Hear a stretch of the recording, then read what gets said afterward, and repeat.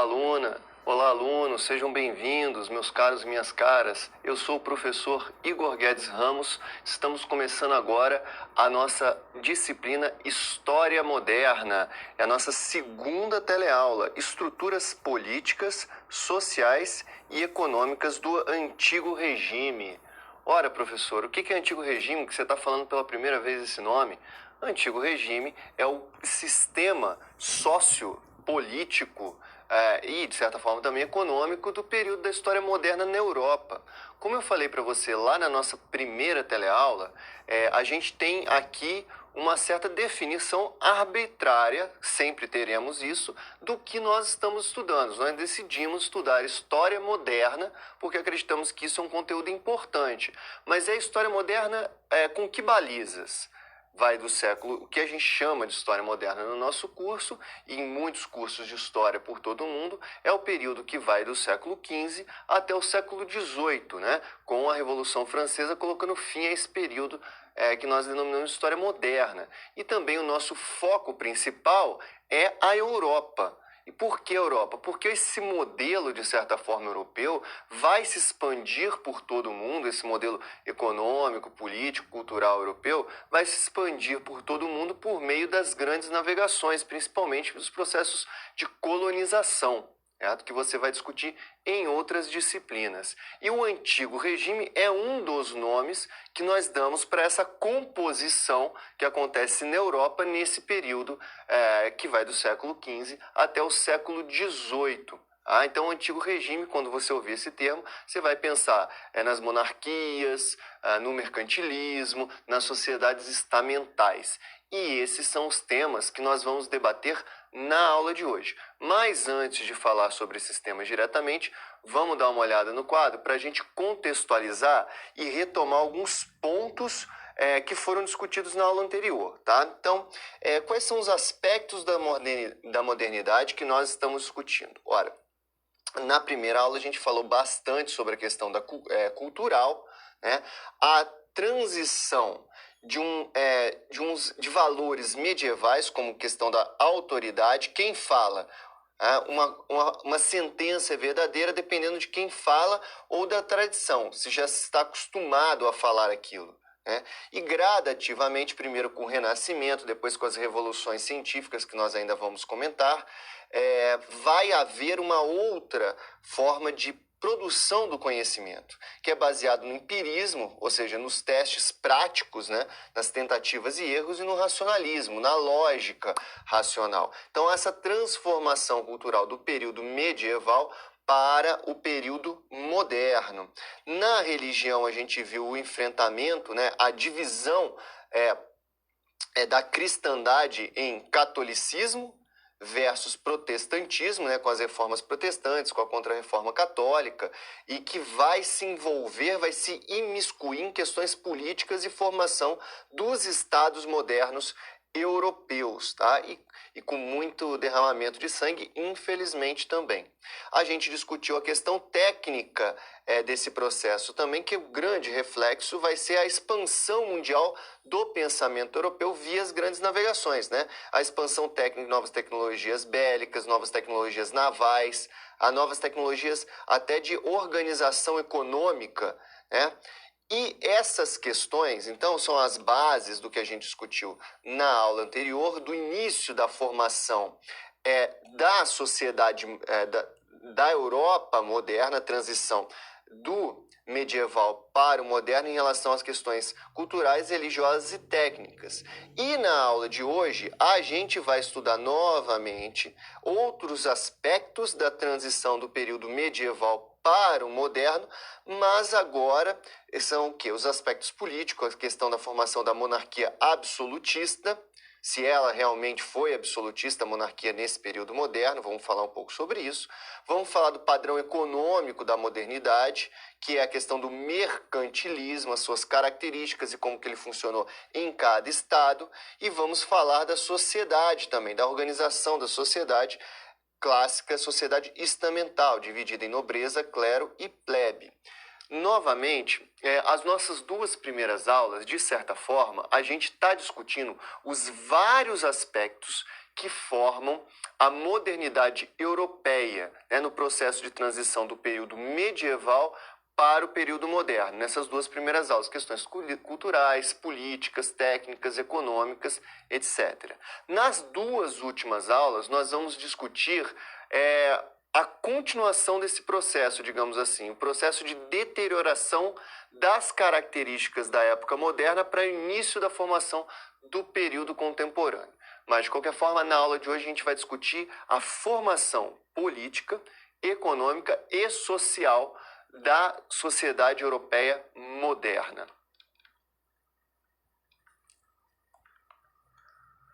Governo medieval e conceito de Estado.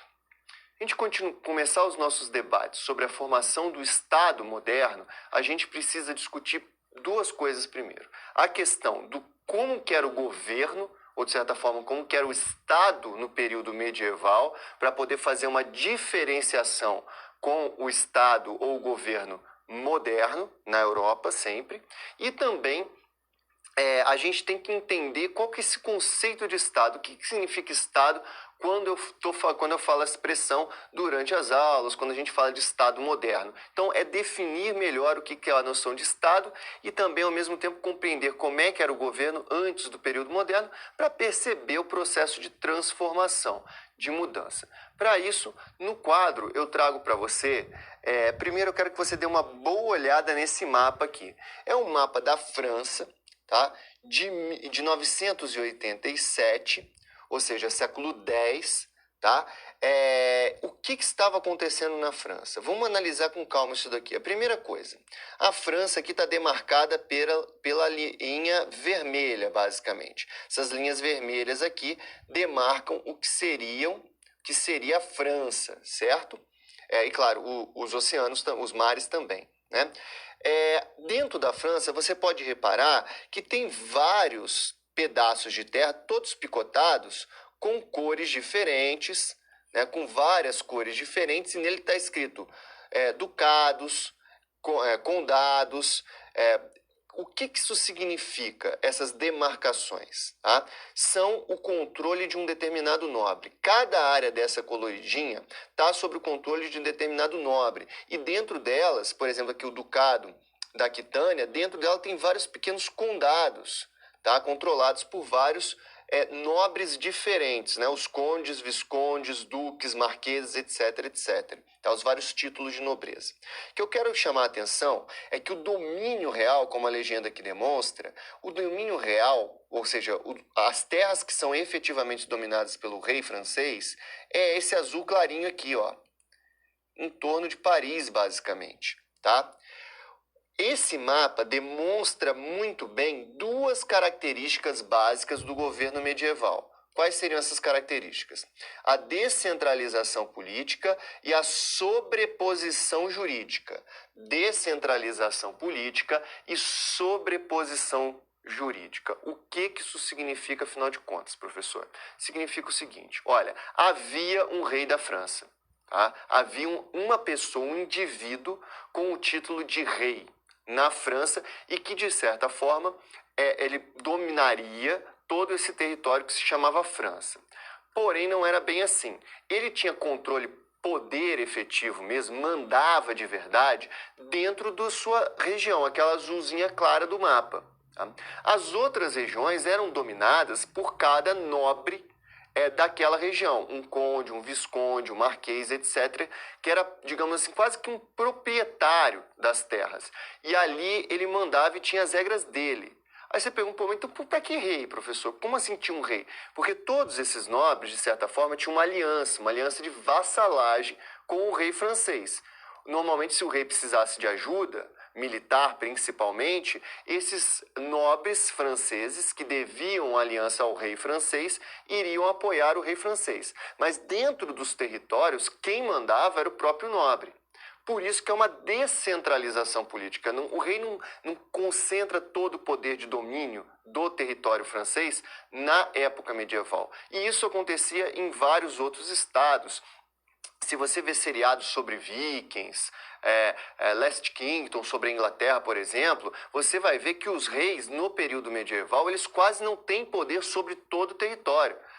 Não se fala do reino da Inglaterra, por exemplo, nesse período aqui, nesse mesmo período. Se fala de vários reinos e a tentativa de se criar um reino da Inglaterra.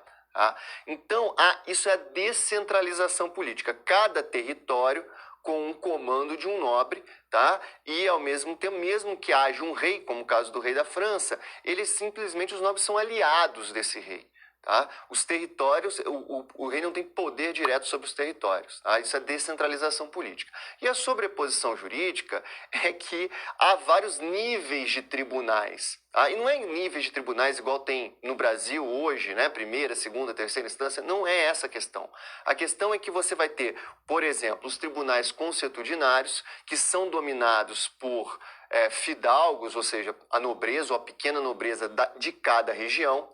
Nesses tribunais funciona principalmente a questão do direito consuetudinário ou common law, ou seja, os costumes dali daquela região, né, baseiam o julgamento das pessoas que são juízes naquela região.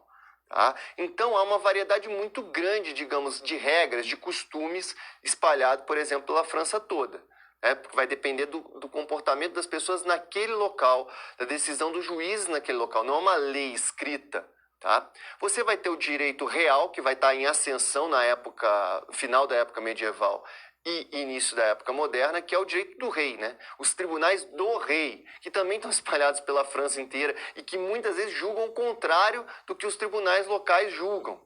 E ainda, acima de tudo isso, você vai ter os tribunais da Igreja Católica, principalmente, tá? Que podem julgar ainda mais diferente, com regras ainda completamente opostas. E muitas vezes aconteciam brigas mesmo, de pessoas irem para um tribunal serem julgadas, terem um resultado, aí a parte que perdeu, recorrer ao tribunal real, por exemplo, para tentar mudar o resultado. Então é uma sobreposição jurídica que cria várias contradições nesse período medieval que no período moderno vai ser substituído. Tá? Mas para a gente entender essa substituição, a gente tem que desenvolver alguns conceitos que eu trago no quadro para você.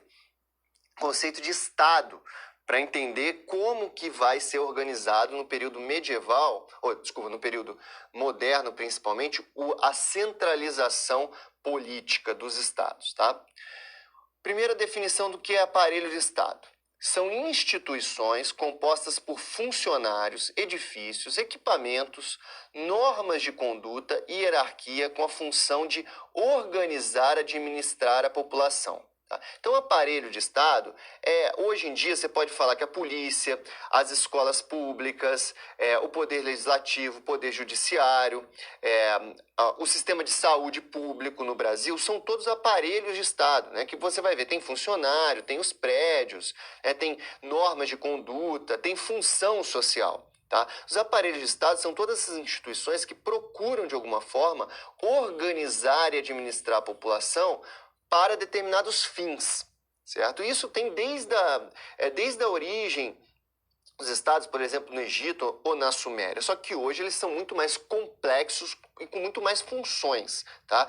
E essa amplitude do Estado, dos aparelhos de Estado, cresce muito durante a época moderna, tá? Com a concentração do poder de governo na mão dos reis. E ele vai precisar desses aparelhos de Estado para fazer essa concentração. Tá? E ali, nesse período moderno, que surge o que a gente chama de Estado monárquico moderno. A soberania do rei sem comunidade nacional. Não pense que nesse momento você vai falar de nações efetivamente. Tá? O rei é soberano. Ele é dono de uma terra e dentro dessa terra tem súditos que devem obedecer ao rei. Tá? A ligação das pessoas é muito mais entre elas e o rei, para, por exemplo, elas serem franceses, depende muito mais da ligação entre elas e o rei do que entre elas formando uma comunidade nacional. O rei é dono de um território que se chama França, por exemplo. E ali dentro tem súditos deste rei, portanto, esses súditos são franceses. Eles não têm necessariamente uma comunidade nacional. Tá? E há esse erro muito comum de falar de nação no período moderno. O Estado-nação surge efetivamente no final do período moderno e início do período contemporâneo. A Revolução Francesa vai criar essa noção. com força, de Estado-nação. Que aí você vai ter a soberania dos cidadãos e comunidade nacional. Ou seja, a partir da Revolução Francesa, no final da época moderna, de certa forma, institucionalizando vontades que já estavam crescendo na sociedade europeia, né, vai surgir a noção de que eu não sou francês, por exemplo, porque eu sou súdito do rei francês. Não, eu sou francês porque eu tenho uma mesma origem, uma mesma história que toda essa comunidade que está em volta de mim aqui, e nós somos, como franceses, donos de um território, que seria a França. Então repare que há uma diferenciação entre a soberania monárquica moderna, que nós iremos estudar mais no detalhe em seguida, e a soberania nacional que vai surgir principalmente no século XIX, já depois da Revolução Francesa e de várias outras revoluções. Então é importante ter essa noção para pensar, a gente vai falar de Estado monárquico, tá? O Estado monárquico, o chefe do aparelho de Estado é o rei, e ele vai usar esse aparelho de Estado em seu benefício, tá? Em fortalecer aquilo que ele chama, por exemplo, o rei francês, de Estado francês, tá? Em benefício dele e dos seus pares, principalmente. Tá? Um exemplo clássico é que o imposto que é cobrado no Estado moderno monárquico não tem a ideia por trás dele de que vai ter uma retribuição para os súditos. Não, você paga imposto porque você deve isso ao rei, que é uma pessoa superior, é alguém que tem certos deveres com os súditos, mas principalmente é direito dele cobrar imposto, cobrar serviços, tá? Que é uma ideia muito diferente da ideia que se tem hoje sobre imposto, né? Que é sempre uma retribuição, que há a necessidade do Estado retribuir para o cidadão, tá? Então é preciso ter em mente esses conceitos para não haver confusão durante o debate da formação do Estado moderno. Formação dos Estados modernos. Como você sabe, o período medieval, o governo era muito descentralizado, você tinha até um rei, mas ele não comandava fortemente todo o território que seria dele, em tese, né? O rei inglês, o rei francês, ele não comandava efetivamente a França e a Inglaterra. Né? Os nobres de cada região tinham esse poder, e também as leis eram muito sobrepostas, os tribunais. Ou seja, era uma certa forma muito fragmentado, um pouco confuso o governo medieval. E isso vai mudar com a formação dos Estados modernos, ou seja, basicamente a formação dos Estados modernos é a criação de aparelhos de Estado, instituições que organizam a sociedade, o fisco para colher impostos, centralizado na mão do rei, os exércitos centralizado na mão do rei, os tribunais centralizados na mão do rei, a administração pública, criação de estradas, canais navegáveis, entre outras construções, tudo isso concentrado na mão dos reis. Isso é a formação do Estado moderno. A primeira questão que a gente tem que ver é como que isso acontece. Tá? No quadro, eu trago para você algumas definições simples disso. As condições de possibilidade da formação desse Estado moderno. Primeiro, o enfraquecimento da nobreza com guerras, revoltas e pestes. Isso vai ser muito forte ao longo da Baixa Idade Média, que a gente chama, né, do século X até o século XV. A nobreza, para conseguir manter o seu território, ela vai ter que fazer muitas guerras, às vezes com o nobre do lado que está querendo o seu território. Ela tem que manter um exército, é difícil ter dinheiro para isso. Vai ter muitas revoltas camponesas nesse período, e além disso as pestes, né? A mais conhecida é a peste negra do século XIV, que vai dizimar quase a metade da população europeia.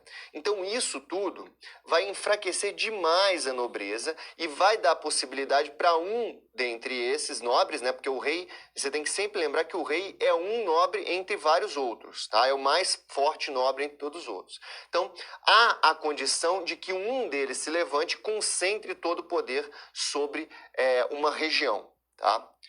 Outra questão importante é a ascensão da burguesia, com a expansão das cidades e do comércio. Essa burguesia aqui, tá, visando uma proteção do seu comércio, visando uma proteção dos seus interesses, acaba apoiando muitos reis, financiando, dando dinheiro para que esses reis adquirissem exército para controlar toda uma região, criar normas comuns naquela região, por exemplo, a França ou a Inglaterra, ou Portugal e Espanha, que a gente vai comentar também, criando regras comuns ali para facilitar a vida de quem? Dessa burguesia. Então, a burguesia em ascensão vai apoiar a concentração do poder na mão dos reis para ter, de certa forma, uma tranquilidade, uma proteção militar e legal também. Tá? Quais são as características básicas desse Estado moderno? Formação e centralização do aparelho estatal, então cresce os aparelhos estatais, exército, fisco com a cobrança de imposto, tribunais, a administração cresce, tá? E é tudo centralizado no rei, de certa forma, e naqueles, no caso da Inglaterra, por exemplo, num parlamento e tudo que eu já comento com você, tá? Mas há uma centralização maior do controle do governo. Manutenção da sociedade estamental em outro molde, ou seja, a sociedade estamental, aquela divisão entre nobreza, clero e plebe, ela vai continuar, de certa forma. A existência do Estado moderno vem para manter a sociedade tal como ela era no período medieval. Tá? Garantir os privilégios da nobreza e do clero e daquela burguesia que está em ascensão. É para isso que surge esse Estado moderno.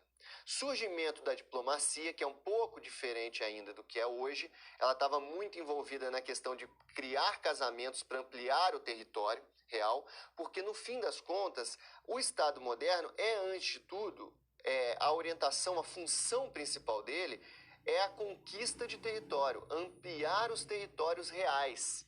Tá?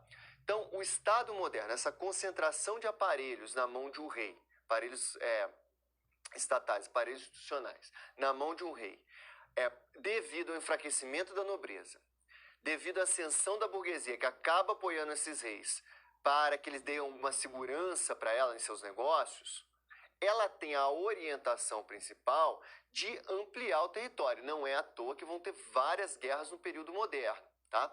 Ao mesmo tempo, começa lentamente guerras híbridas, não só com a função, que era muito interessante para a nobreza e para o rei, principalmente, de ampliar o território, mas também com a função de controlar fluxos comerciais. E quem estava interessado no controle de fluxos comerciais? A burguesia, que já estava apoiando esses estados modernos. Então há uma dupla orientação, mas inicialmente a principal orientação é garantir território para essa nobreza, porque essa era a mentalidade da nobreza. Terras. A burguesia já estava mais preocupada, não preciso de tanta terra, eu preciso controlar o fluxo comercial, o fluxo de capitais. No quadro eu trago para você alguns exemplos de como esse processo se deu, as peculiaridades da formação dos estados em cada região. Primeiro aqui a questão da Portugal e Espanha. A formação de Portugal e Espanha está totalmente atrelado às guerras de reconquista, ou seja, está totalmente atrelado a questões religiosas. Repare aqui no século XI, como não existe Portugal e Espanha. Existem alguns reinos ou condados, tá? Aqui em cima, olha, católicos, de reis, condes, viscondes católicos. E o resto da Península Ibérica é o famoso Califado de Córdoba, onde tem a Andaluzia. É um califado muito rico e muito avançado. Gradativamente você vai vendo por essas setas vermelhas que indicam guerra, ataques, tá?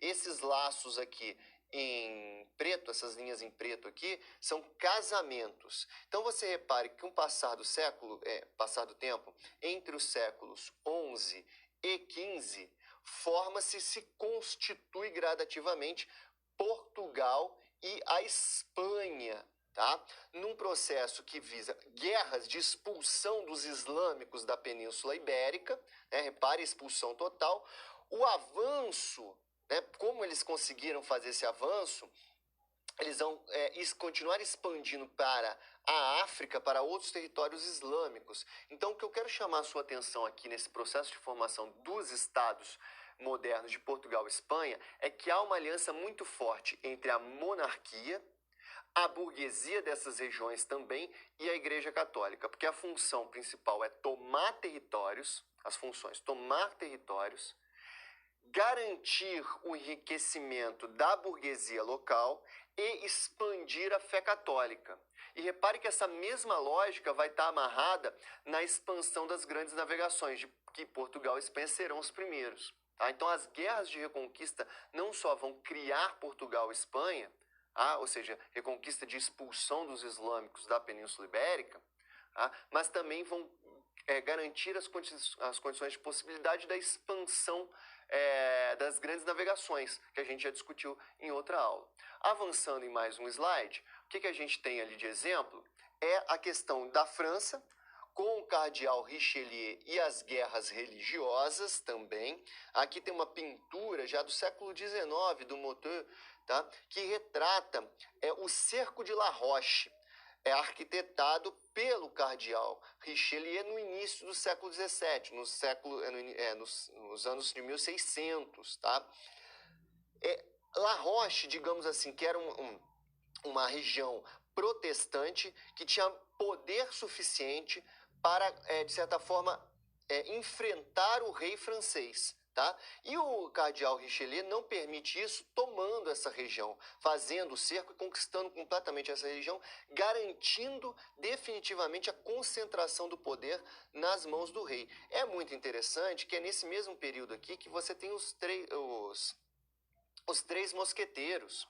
Tá? E os três mosqueteiros, veja bem, eles na história dos três mosqueteiros eles parecem bonzinhos, mas na verdade eles estão aqui conquistando La Roche, em nome do rei, para evitar qualquer possibilidade de rebeldia, de confrontação do poder real dentro da França. Tá?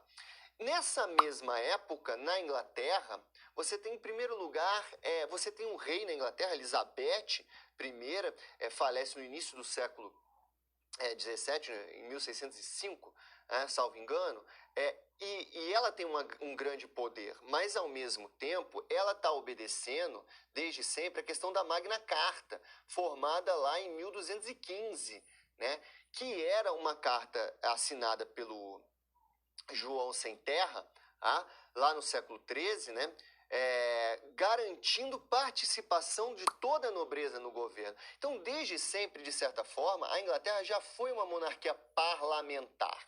Tá?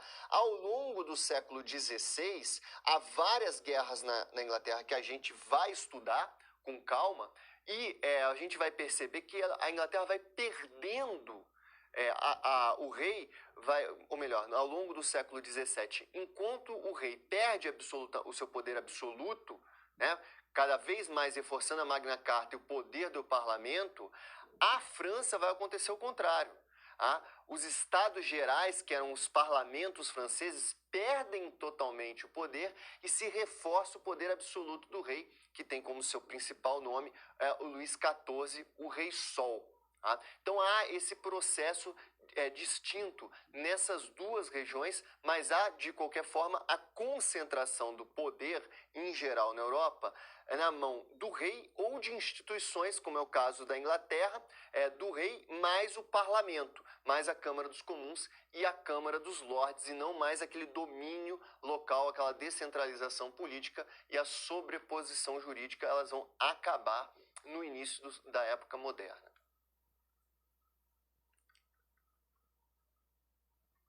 Estratégia e legitimação dos estados modernos.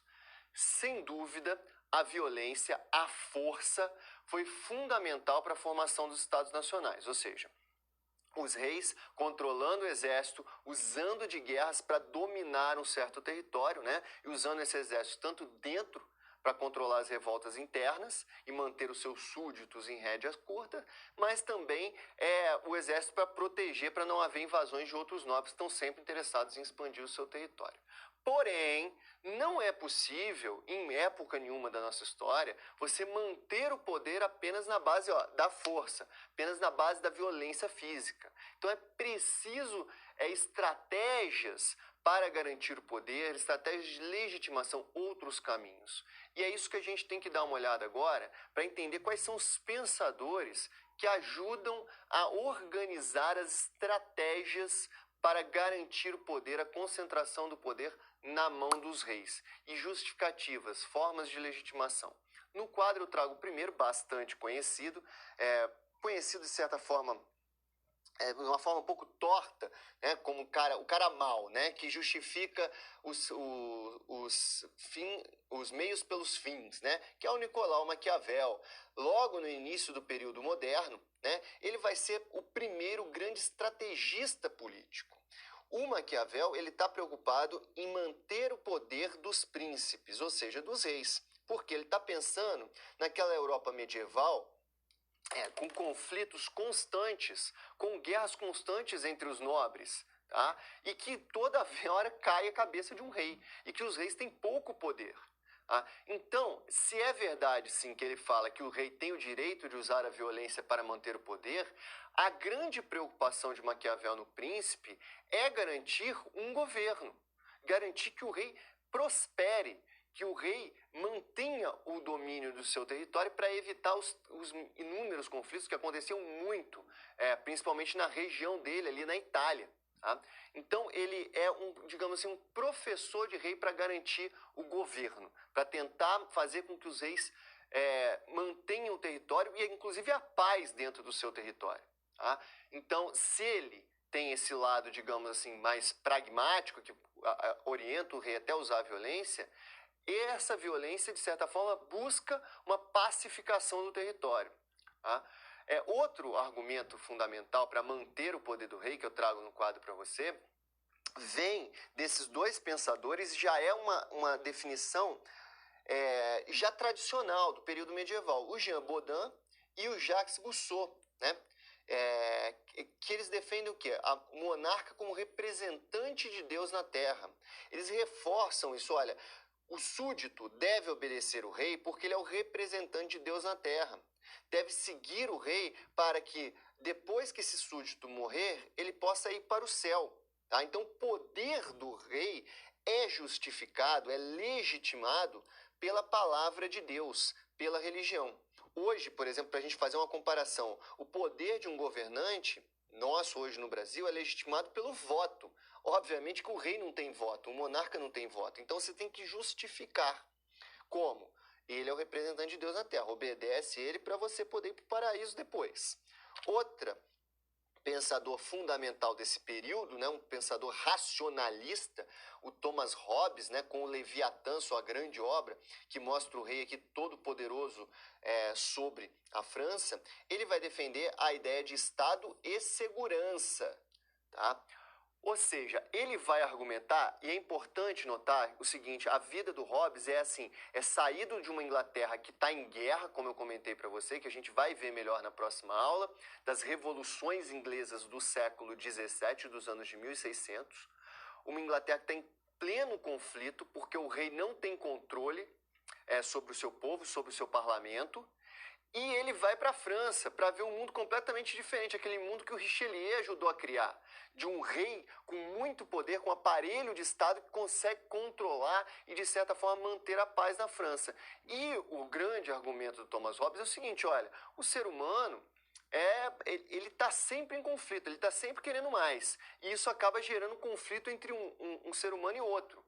É necessário um poder forte, um rei poderoso, para criar regras e evitar que essas pessoas briguem entre elas, lutem entre elas, né? Que os súditos se matem, basicamente, e que trabalhem em prol de uma melhoria de toda a sociedade, seja na França, na Inglaterra, onde for. Então essa é a defesa do Hobbes para legitimar o poder real. É uma explicação racionalista, no momento em que o racionalismo está crescendo bastante em toda a Europa. Tá? Então, aqui são alguns exemplos de vários pensadores que tentaram ajudar no processo de formação, processo teórico, de justificativa de formação dos estados modernos monárquicos.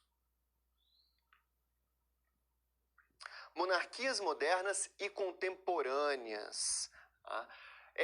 A nossa situação problema agora, a gente vai tentar pensar um pouquinho, comparar como que eram as monarquias no período moderno, né, que a gente está estudando, com as monarquias de hoje. Por exemplo, você sabe, e essa confusão é muito comum entre alunos do ensino básico e do ensino médio, né? Você fala, a Rainha Elizabeth, aí as pessoas falam, pô, professor, mas é a Rainha Elizabeth de hoje? Não, você tem que explicar, ó, essa aqui é a Rainha Elizabeth II, a primeira Rainha Elizabeth é lá do século XVI, iniciozinho do século XVII, ela vai ser muito importante na Inglaterra. Tá? Então, tem que fazer essa diferenciação e a comparação entre as duas rainhas é interessante para a gente perceber também a diferença entre a monarquia moderna e a monarquia atual. E como na Inglaterra, a monarquia moderna, de certa forma, ela se torna monarquia contemporânea muito mais rápido. Essa é a questão que eu coloco para você agora no quadro. As monarquias contemporâneas são iguais às monarquias modernas? Olha aqui, a gente tem aqui a Elizabeth, né, a atual rainha da Inglaterra. Aqui, repare que é uma roupa até normal, né? É uma roupa chique, bonita, sofisticada, mas é uma roupa contemporânea. Não tem nada a ver, por exemplo, com a roupa dela aqui no momento que ela estava se casando, nos rituais, por exemplo, onde a igreja está presente, a igreja anglicana está presente para coroar a rainha, porque é uma marca do quê? De que ela é representante de Deus na Terra. Tá? É isso que legitima o poder dela. Repare as vestimentas todas das pessoas. Então, o que eu quero destacar aqui? Há rituais que ainda são muito antigos na monarquia inglesa atual. Porém, a monarquia inglesa atual funciona completamente diferente das monarquias da época moderna. Por quê? A rainha não tem poder, ela é chefe de Estado, ela representa a Inglaterra perante outros países, a Grã-Bretanha como um todo, né? Perante outros países. Mas ela não governa, ela não manda. Quem manda é o primeiro-ministro, que seria uma espécie de um deputado federal para nós, eleito pela Câmara dos Comuns, ou seja, pela Câmara dos Deputados Federais aqui no Brasil. Lá também tem a Câmara dos Lordes, que seria a espécie do Senado, mas o poder principal está na Câmara dos Comuns e é eleito entre eles um primeiro-ministro. Esse sim governa. A rainha, ela só assina papel e fica de representante. Esse processo de uma monarquia parlamentarista, que é como a gente chama hoje, né, já começa na Inglaterra com muita antecedência. Já começa no século XVII. Com a Revolução Gloriosa já se estabelece isso, o parlamento concentra o poder de governo. E o rei é basicamente o representante do parlamento. Tá? É o grande representante do parlamento, mas ele não governa, ele segue ali as orientações do parlamento. Então, a monarquia parlamentar contemporânea, ela já começa na Inglaterra no período moderno, enquanto o resto da Europa, digamos assim, o rei concentra bem mais poder, em especial a França, que sequer chama os Estados Gerais, que seria o parlamento deles, para discutir, fica séculos sem chamar. O rei e os seus funcionários comandam a França com um pulso forte. No quadro, eu trago então aí um resumo da resposta, a diferença entre as duas monarquias. Na atualidade, restaram algumas instituições e rituais monárquicos modernos, porém dentro de lógicas e contextos bastante distintos. Isso em vários países da Europa, porque quem manda mesmo são os parlamentos. Avançando aqui para o nosso momento de interação, eu tenho uma pergunta que já foi feita no Brasil em 1994, né? Entre o que é melhor, uma monarquia, um plebiscito aqui no Brasil, ou uma república? Qual é melhor? Qual sistema de governo é melhor? E isso, volta e meia, no Brasil volta essa questão, né? Presidencialismo, parlamentarismo, monarquia. Pensando que a gente discutiu até agora sobre monarquia, o que você acha? Qual seria o melhor sistema de governo? Pensa um pouquinho e eu já volto.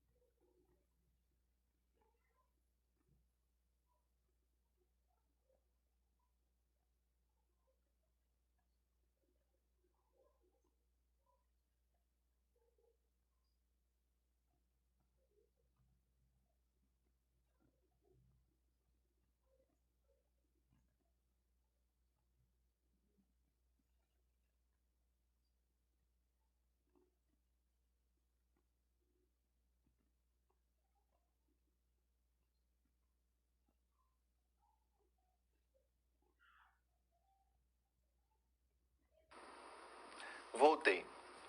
E aí, pensou? Que seria melhor, uma monarquia ou uma república? Bom, em primeiro lugar, a gente já estabeleceu que a monarquia moderna concentra todo o poder na mão do rei, tá? Ou tenta se concentrar muito poder na mão do rei. Os súditos, eles têm direitos? Têm alguns direitos, tá? Mas não tem nada a ver com os direitos que nós temos hoje. Liberdade de expressão, liberdade de ir e vir, liberdade, proteção à vida, liberdade de empreendimento. Não há isso nas monarquias modernas, tá?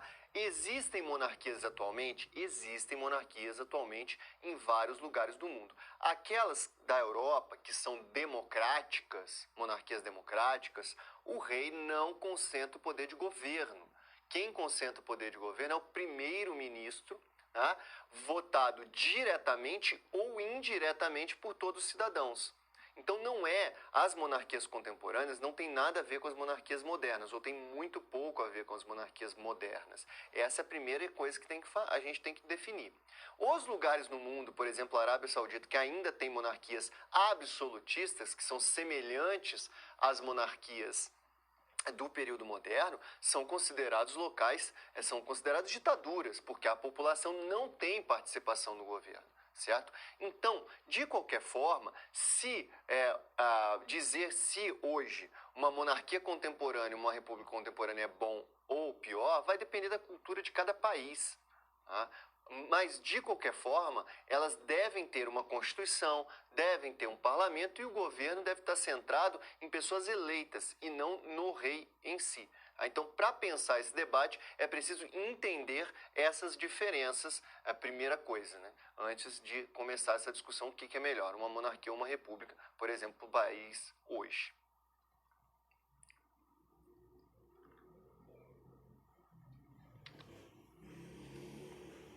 Mercantilismo.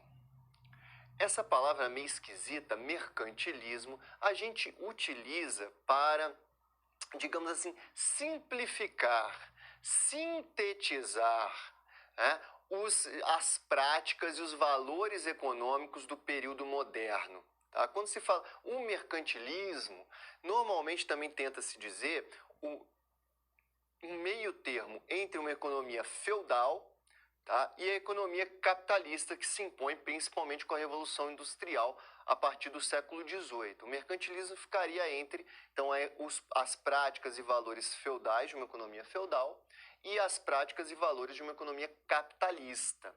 Tá? E o que seria, então, afinal de contas, esse mercantilismo, professor? É o que eu trago no quadro para você.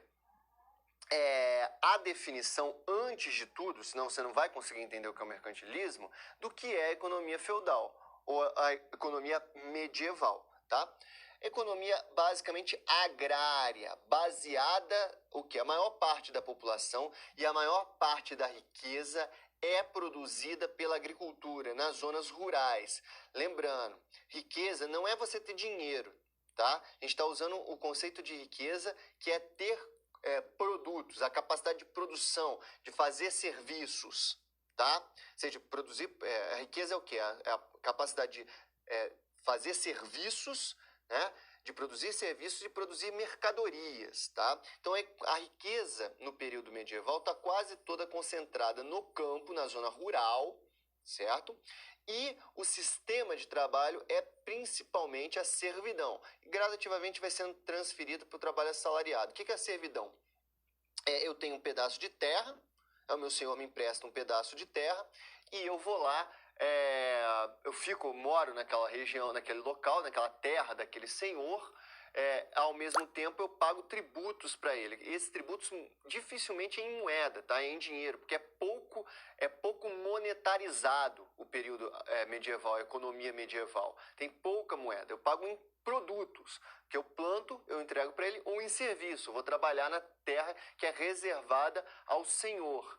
E em troca ele me dá segurança e eu posso usufruir dessa terra dele também. Tá? Essa é a base, digamos assim, da economia medieval ou economia feudal. Avançando um pouco no quadro, eu trago para você a economia moderna. Ela vai estar toda baseada, ou melhor dizendo, ela vai estar bastante baseada numa economia comercial, no comércio, na troca de produtos. Aqui você vai ter mais moeda, bem mais moeda já, tá? E não troca simplesmente por escambo, né, que é o jeito mais fácil de entender, de produto por produto, de transferência de produto, mas a compra e venda utilizando moedas de muitos produtos, em grande escala, tá? As cidades crescem, né? Esse quadro, que essa pintura aqui é muito bonita, porque mostra tanto o crescimento das cidades quanto os navios que é o principal meio de transporte de produtos para o comércio, tá? Ela vai ser baseada agora no trabalho assalariado interno. O que eu quero dizer com isso aqui? Dentro da Europa vai vigorar principalmente o trabalho assalariado, tá? Nesse período moderno. E, porém, fora da Europa, tá? Nos lugares, nos territórios que os europeus conquistam fora da Europa, vai predominar o quê? O escravismo. Por isso que eu coloco aqui escravismo externo. Principalmente na América, mas também vai acontecer na Ásia e em outros lugares do mundo nessa época moderna. Avançando aqui, é essa nova característica do período moderno, de uma economia urbana, baseada no comércio, no trabalho assalariado europeu e escravo, principalmente nas Américas, é que surge a noção de mercantilismo, tá? Os valores e práticas mercantilistas. Qual que é a definição dessa palavra, basicamente? O que eu acabei de dizer. Conjunto de práticas e valores que orientavam a economia dos estados modernos. Como que as pessoas agiam e pensavam economicamente nos estados modernos. Como que o rei buscava organizar sua economia. Como que o aparelho de estado moderno organizava a economia, a dinâmica de produção de víveres e troca de víveres na época moderna. Quais são as características básicas dessas práticas e desses valores? Primeiro, isso aqui é tudo sinônimo, tá? Tudo sinônimo. Metalismo, bulionismo ou entesouramento. Qualquer palavra dessa que você veja, você já tem que pensar, ó, é sinônimo. E significa basicamente o quê? Nesse momento, os valores e práticas mercantilistas, eles acreditavam que a riqueza de um país era definida pela quantidade de metal que esse país tinha, tá? Ou seja, metal capaz de fazer moeda. Repare que no início eu já falei, olha, o que a gente está falando de riqueza aqui não é dinheiro. Riqueza, a gente define riqueza de uma nação hoje pela capacidade produtiva dessa nação, não por se ela tem metais preciosos simplesmente. Nesse momento, eles acreditavam que a riqueza de uma